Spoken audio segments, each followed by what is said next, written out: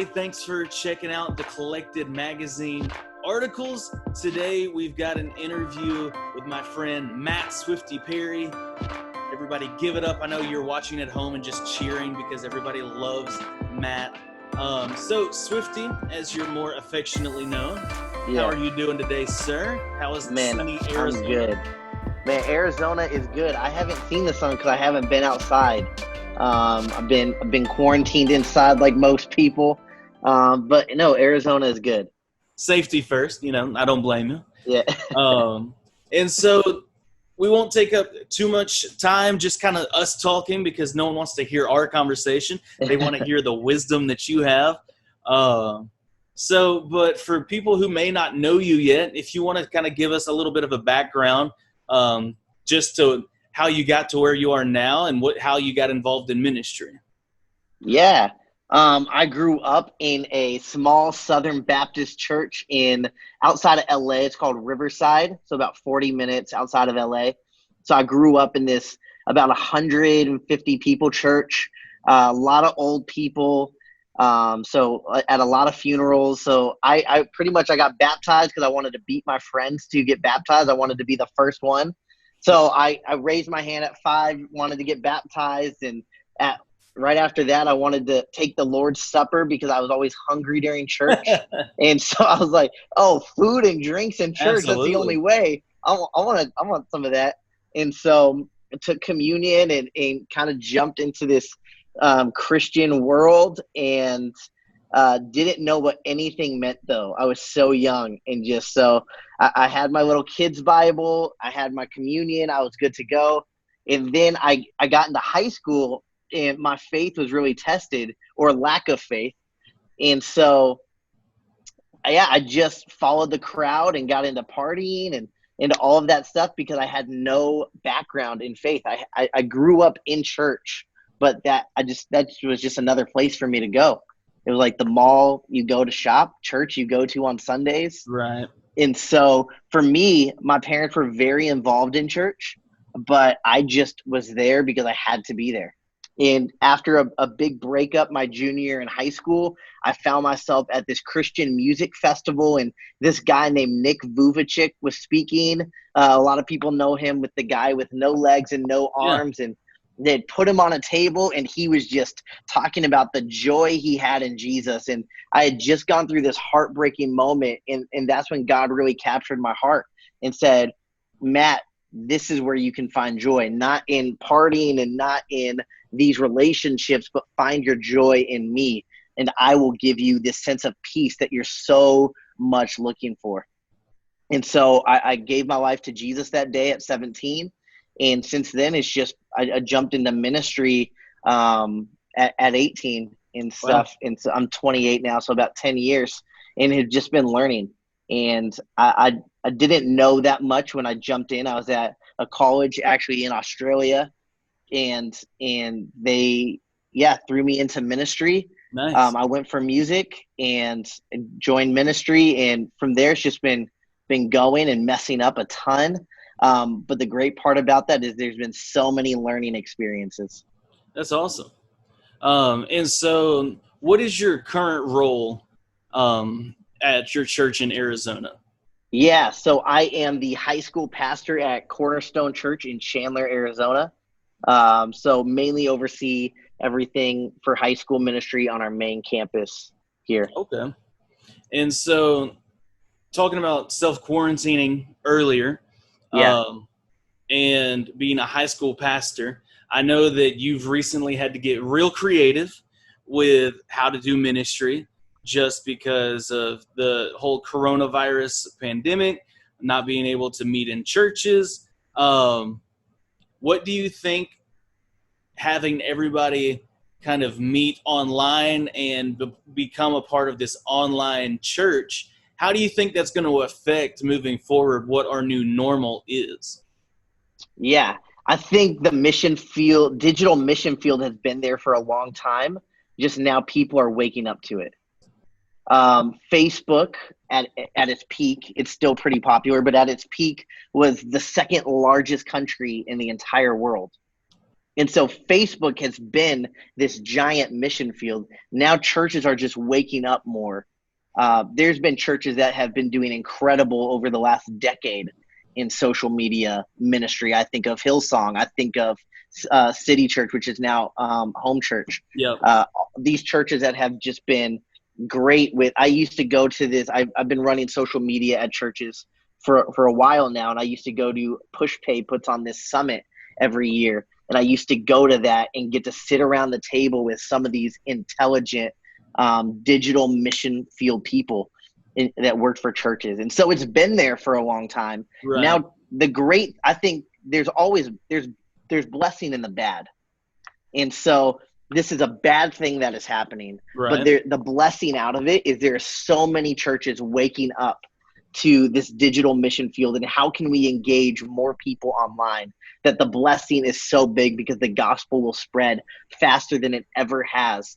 Because one, we're in a bad situation in the wake of tragedy, right? You saw so many churches when 9/11 happened in 2001. You saw so many churches explode in growth because people in the community were looking for answers, and they were looking for the church.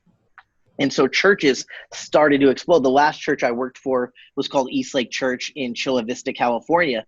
And the founding pastor, Mike Meeks, said the church really outgrew their building after 9/11. Wow. And so churches started to explode. And so we're in a bad situation where people are looking for hope, and their friends are pointing them to the church. And now we get such a great way to engage with people, no matter what time it is, no matter where they're at, with the hope of Jesus, that will change their life forever.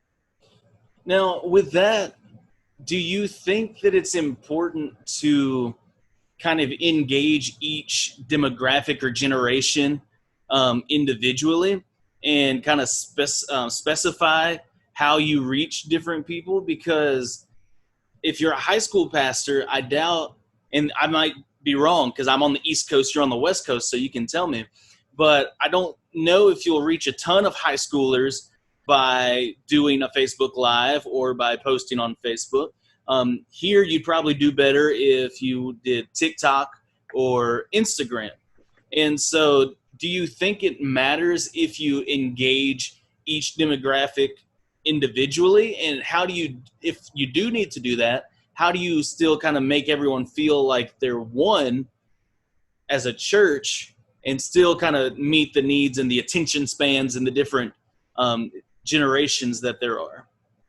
Yeah, Facebook was just one example. The social media world is just so big.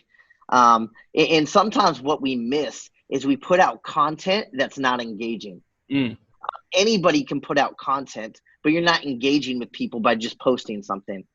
So it's how can you engage people is the right way, no matter what platform that is. Cell phones still work. So it's not just social media. Right. Like phone calls still matter.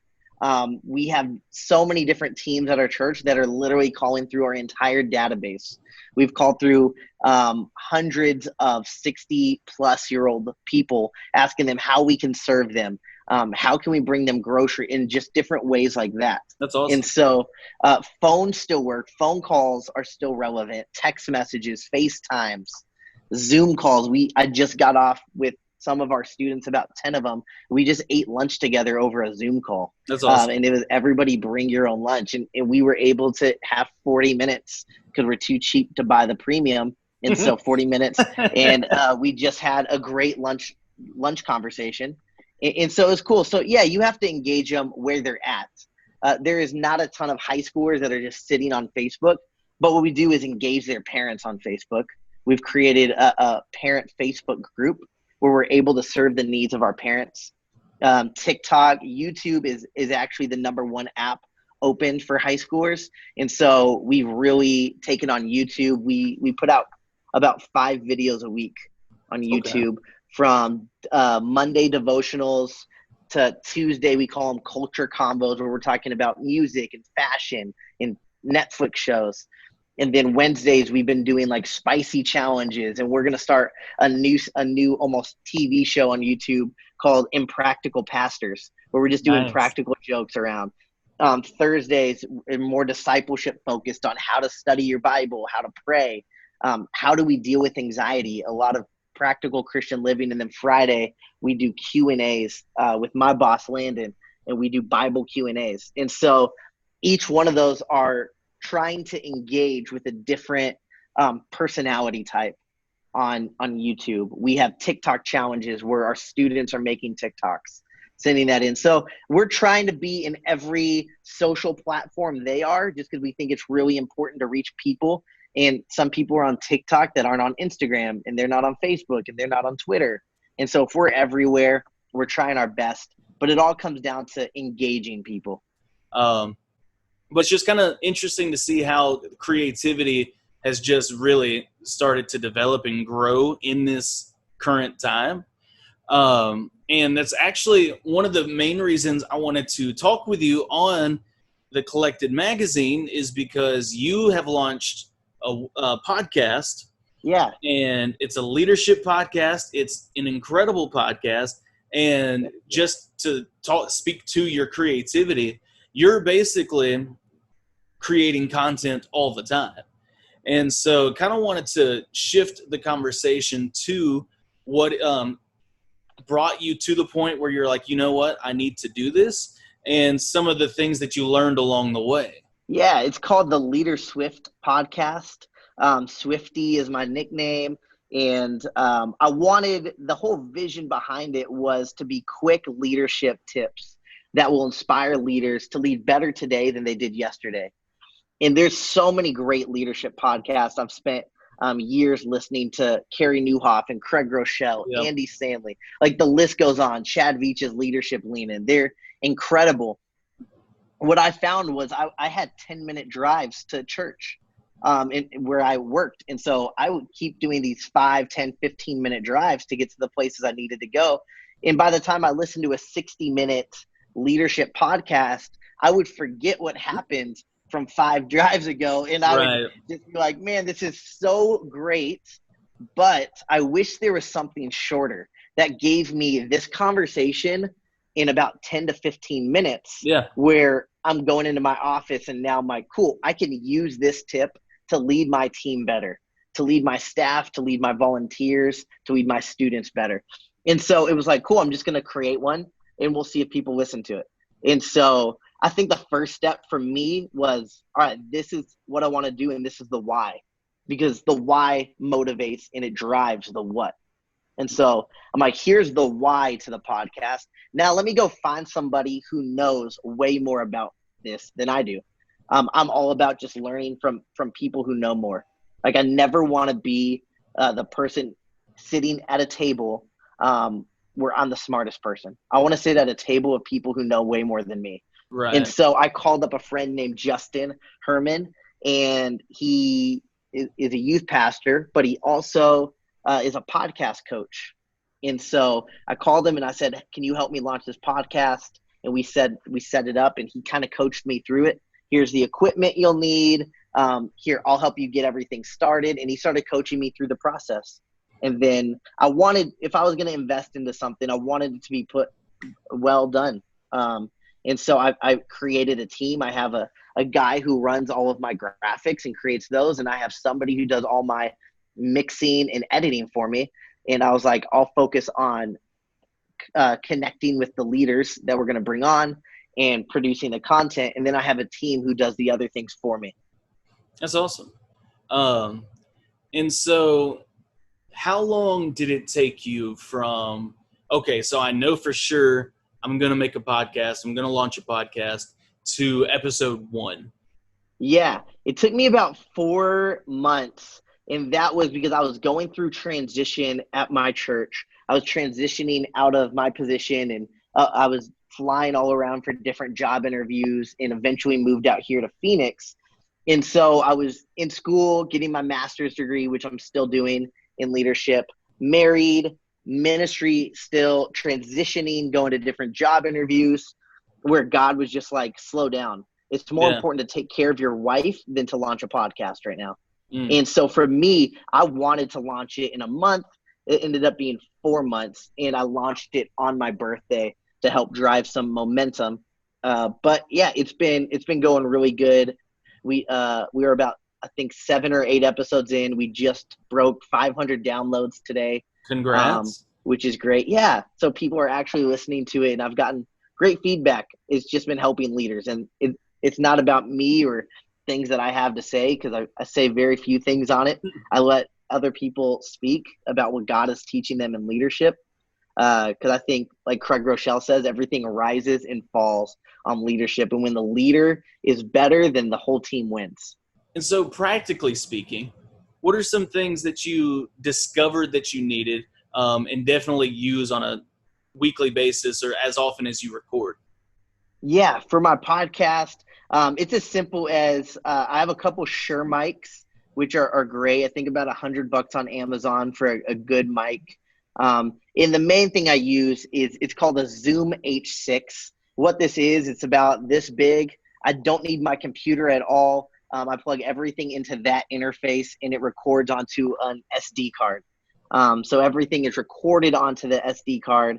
And what is great is I can plug a mic extension into my phone, and I can record a phone call, phone conversation, and it goes all into the Zoom H6. I just import those files and send it to my editing team, and they take care of the rest. And then I just love starting things. I want a church plant one day. I think there's a beauty in creating and starting. We're made in that image of God where he created and started. Yeah. And I like doing things well. And so going to be launching a YouTube channel as well. Nice. Soon, which is a lot more Bible content, a lot more preaching content, a lot of those tips, more ministry and Bible focused, and keeping most of my leadership on the podcast stream. And so I just love being able to create things, and sometimes it turns out great. Sometimes you learn really good lessons. That's awesome. And so with leadership, what is it that you find kind of as a common theme among the leaders that you interview? What's something that kind of groups all these leaders together? Because obviously they're all great leaders in their own way, but what's something that you've learned from interviewing them that, okay, so to be a great leader, there's this? Yeah, discipline, I would say, is the number one thing. Everybody I've talked to, it starts with how they lead themselves. And so I think one of the main ingredients in being a leader is having the discipline to be a leader, to have the discipline to wake up during that first alarm, to have the discipline to do the things you don't necessarily want to do, but you need to do, to have the discipline to have those hard conversations with somebody on your team, even though you don't want to. There's a difference between wanting and this is something that I need to do. And we don't always want to do what we need to do, but discipline keeps us on that track. I think the best leaders I've ever sat in a room with were the most disciplined leaders. A lot of them coming out of the military are so disciplined. I think that's why they write leadership books and they become great leaders. They are great leaders. It's because they're so disciplined. Craig Rochelle says it best. He said what has helped his leadership ability the best was flossing his teeth. Because when he was disciplined to floss his teeth, he was disciplined in every area of his life. So with each individual leader, with discipline being the thing that kind of brings them all together, how important do you think it is to also celebrate and be an original? Because I know when in ministry, it's really easy to get caught up in Instagram or always looking at other people's sermons and trying to be like someone else.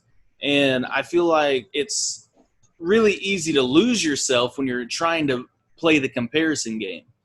And so if you would just kind of speak a little bit to how important it is to not compare and how there's good comparison because you want to make yourself better, but you don't want to compare yourself to someone specific and try and mimic them.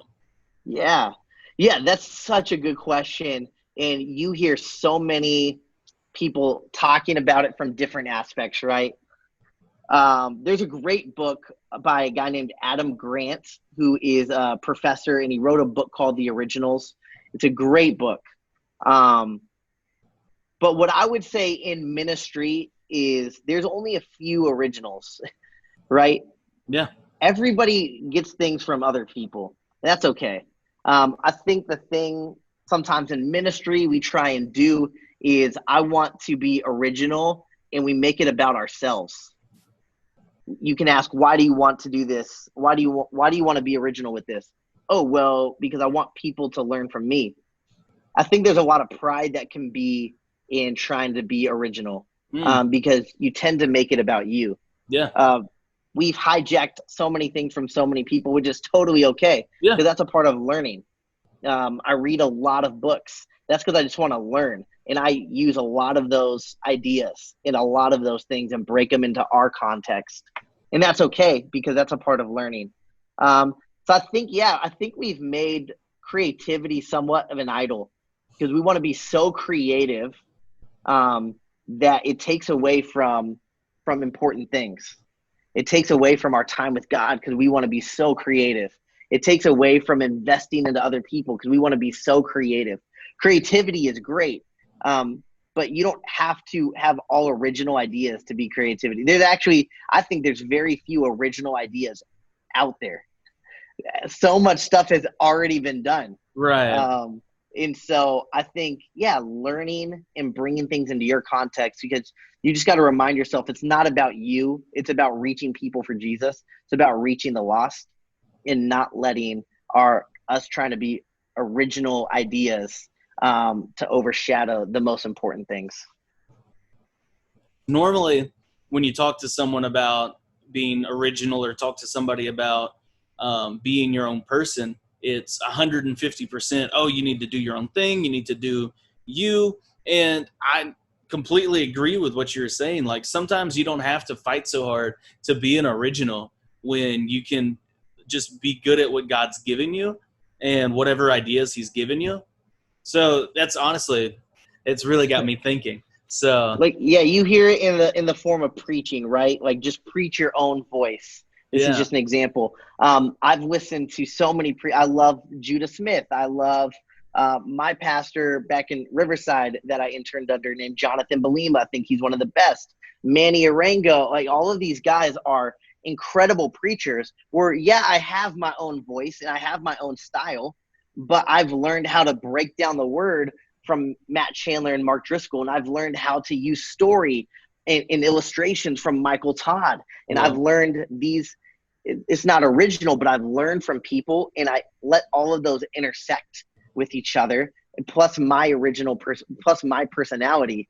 And then that's the way I preach. So to that, how often do you consume sermons and other leadership podcasts and leadership books? Because you said you read a lot. How often do you consume that in a week? And how do you find time to have your own personal creativity, your own personal time with God, and to write sermons, and also kind of ingest other things? Because you always want to be learning. You always want to keep things fresh. So what's that balance kind of look like for you? Yeah, that balance looks differently each week. I try and plan out my week and see what I have on my schedule, see what my wife and I have planned. Then around that, I'm like, cool, how many books can I read this week? How many podcasts can I listen to this week? How many messages and other YouTube content can I consume this week? John Maxwell says, do these 5 things every day. And this is transforming. He says, read every day, write every day, file every day. So not just reading, but filing what you've read into some type of system. So I have a notebook on my iPad, on one of my apps, where it's just all my reading notes broken down by different books. And so read every day, write every day, file every day, think every day. So carve out time in your day to just go off for 20 minutes and think. Just think about everything. And then the 5th one is, I think it's rest every day, something like that. So you're reading, you're writing, you're thinking, you're filing everything, and then you're finding time to rest. And if you do those 5 things every day, and John Maxwell has done that for 30 to 40 years. He calls that his 5. And so it's figuring out what are the things I'm going to do really well every day. Because I think there's power in consistency. And so there's very rarely a day I don't read, because I always want to be learning. It's not so I can post at the end of the year, this is how many books I've read, but it's, man, what content do I want to consume? I need to file that, because that's just the way that I learn. I learn by writing it down, and then I'll set a reminder in my phone for 2 months from now, go back and read my notes from this book. So then I can go back 2 months from now and I'm reminded, cool, I got to read through those notes. Yeah. And so that's ways that I'm just learning, but it really goes based on my schedule. If I'm traveling a little more, I know I can read a little bit more on the planes. If I have a little more youth events coming up, or if my wife is like, I want a little more time going out on date nights, cool. That means I'm going to read less. I'm going to consume a little bit less, but still every day I'm focused on learning, learning from conversations with people, learning from, as much as I can. I think for me, when I think discipline, I think control. I think this is what has to happen. But just from what you were saying, you've got to be able to flow. You've got to be able to have some flexibility in that discipline in your schedule. So how do you feel that out? Do you just is it just black and white? Hey, we're traveling, so this is what we're going to swap our schedule to. How do you kind of think on your feet or plan your schedule? You said you try and plan your week out weekly. Is that right? Yeah. So I use, for me personally, I use the Full Focus Planner by Michael Hyatt, who's one of my favorite leaders. And Michael Hyatt created this great planner. Even in it is scheduling out your perfect week. So you write out your perfect week, and I want my weeks to try and match that as best as they can. But I think with discipline is good stewardship. That's what discipline is. I don't think of it as control. I think of it as being a good steward of my time, a good steward of the resources. Being a pastor, I get paid by other people's sacrifice, by other people's giving towards God. And so am I getting enough done in my work week to be a good steward of what those Christians are giving? Am I being a good steward of the time that God has given me? And so I don't think control, I think stewardship when it comes to discipline, because it helps me to be a good steward. But as far as scheduling, I love being able to schedule out my week. Usually that will be a Sunday night. My wife and I will go through, we'll plan which meals we're going to eat that week. We'll actually do that Saturday so we can go grocery shopping and get our meals for the week. But Sunday we're like, cool, this is when we're eating them. I'll try my best to communicate to her, this is what I have going on this week. She'll communicate back to me what she has. We'll write as much down. And then I believe in writing as much down as I possibly can. So I write down every phone call I have scheduled. I write down every meeting I have, every book I plan to read. I break down books by chapters of what I'm going to read each day. I'm very focused on being intentional with that. So I write down which podcast I'm going to listen to that week, which friends I'm going to call and text, which students I'm going to reach out to, because when I know where my week is going and I know the direction, then I can better get things done. I can attack my week better, and it leaves less empty space. But I'll still schedule time to play video games. I'll still schedule time for everything, because it helps to give me more flexibility when I do that. What would you say or suggest to someone who is like me, who just kind of rolls with it, who just kind of goes and whatever happens, happens? How would you tell them to start? Because if they started with breaking down as much as you do, it's incredibly overwhelming. But what would you suggest for someone to kind of step into structure?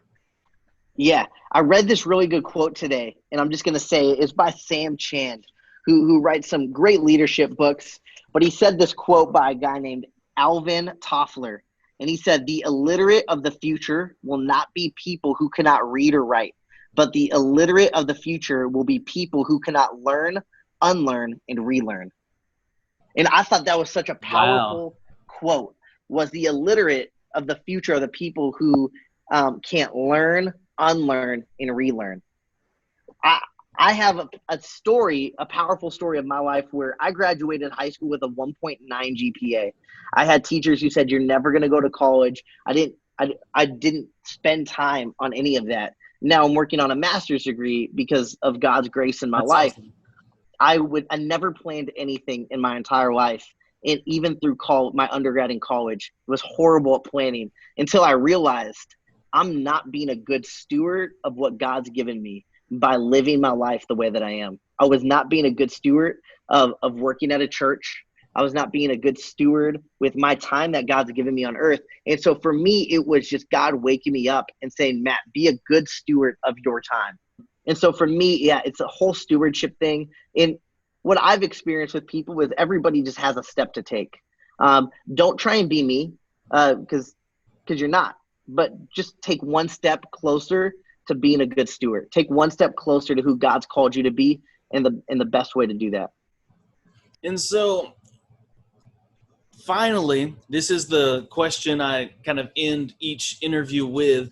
You said you're 28, so you still have a lot of life left to live. Yeah, hopefully. But what is something that you would tell 20-year-old Swifty? What is something that you've learned? I would tell 20-year-old Matt Swifty Perry, you do not know everything. You don't even know that much. When I was 20 years old, I was just like, this is how church should be. This is how we need to do things. Now at 28, I'm like, man, there are so many different ways that people do church, so many different expressions. What can I learn from this church? In Africa? What can I learn from this church in another country? There's so many different models of how people are doing church. There's so many different models of how people are sharing the gospel and building the kingdom of God, that I'm excited for 38 and 48 and 58-year-old Matt to tell 28-year-old Matt, you didn't know that much. So just keep learning. That's my thing, is every day I just want to be like, you know what, I learned a lot today, and I was able to execute what I learned. Nice. And so what I would tell 20-year-old Matt is, you don't know everything, just keep learning, keep growing, and stop judging. Awesome.